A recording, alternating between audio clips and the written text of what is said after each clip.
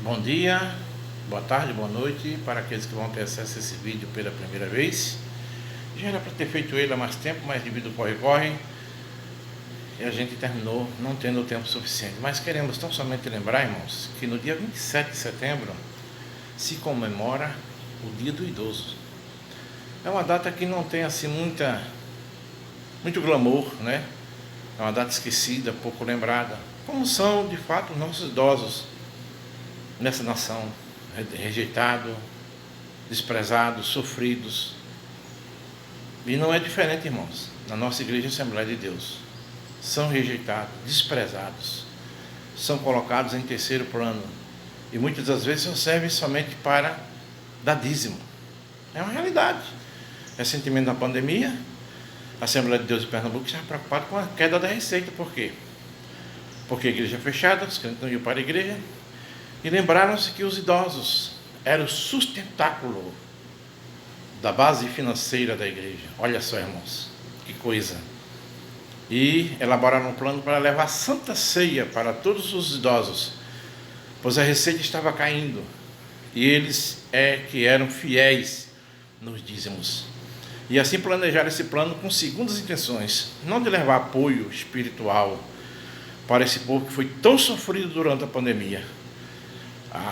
O objetivo era arrecadar os dízimos, porque senão os obreiros daquele campo iam comer ovo. Eu fico indignado, irmãos, com essa situação. Eu fico triste demais com o que esses mercenários, que se dizem ungidos, que se dizem homens de Deus, se preocupam tão somente com o seu ventre, irmãos.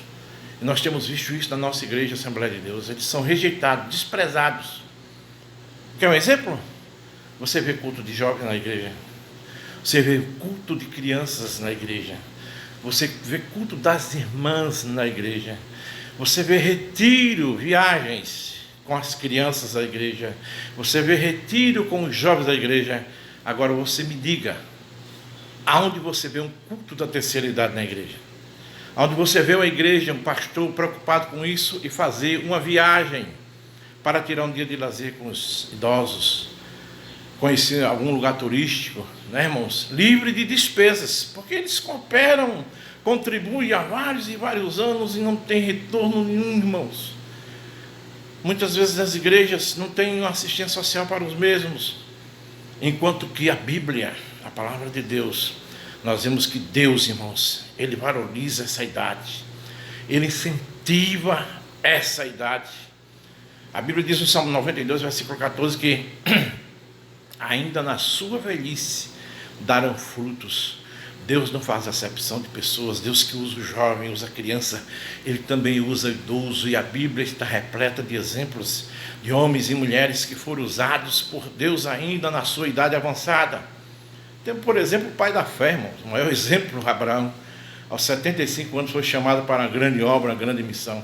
Moisés, aos 80 anos, quando achava que tudo estava perdido, que não tinha mais jeito, que Deus o havia esquecido ali naquele deserto, Deus aparece para ele, chamando para a grande obra e demonstrando assim que Deus, Ele não despreza os idosos. Veja também o caso de João, na ilha de Patmos, aos 90 anos de idade, já prestes a perecer.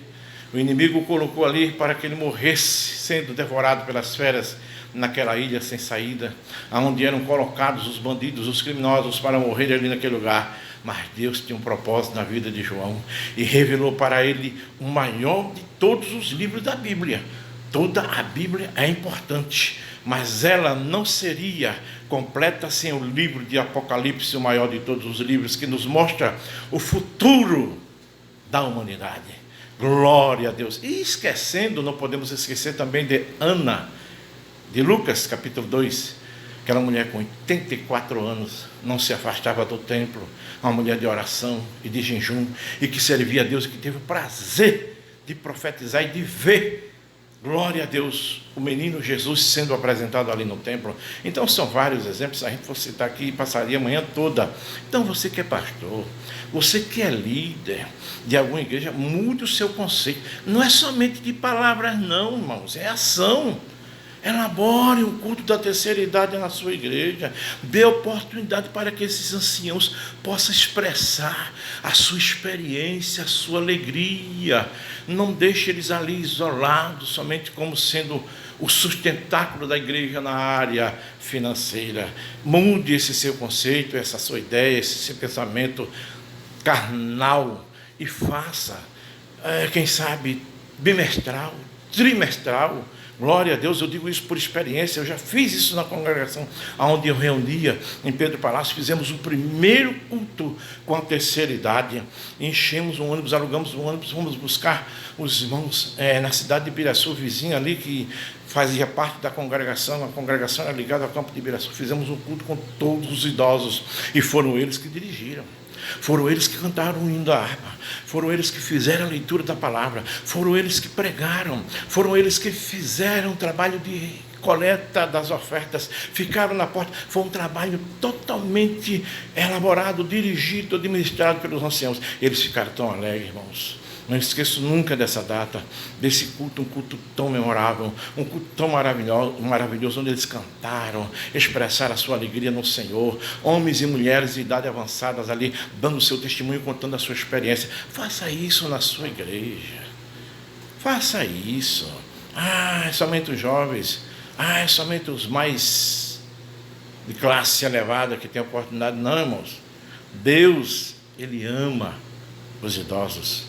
Deus, Ele tem um propósito na vida dos idosos. E tem mais isso, quando terminar o ministério deles, Deus não vai deixar eles aqui à toa, não. Eles são recolhidos. Então, se eles estão aqui na terra, é porque Ele tem algo para realizar. Eu me lembro que nós fazíamos um trabalho de evangelismo toda quinzena na Praça de Ibiraçu. Quando não era na Praça de Ibiraçu, era no ponto da nossa irmã Josita, aí na beira da BR. E a maioria dos componentes desse grupo de evangelismo eram pessoas idosas, eram pessoas da terceira idade. Me lembro muito bem do nosso irmão Luiz Ramos, que já dorme no Senhor. Ele estava ali todos os sábados, naquela praça, distribuindo folhetos, com o seu coração já fraco, sofria de diabetes. Eu me lembro que na última vez em que dei carona para ele, levando ele para a sua casa, ele, na hora de descer, disse: irmão Roberto, tenha paciência comigo, eu posso descer, mas eu tenho que descer devagarzinho, porque não estou sentindo mais nem as minhas pernas. Glória a Deus. E foi a última vez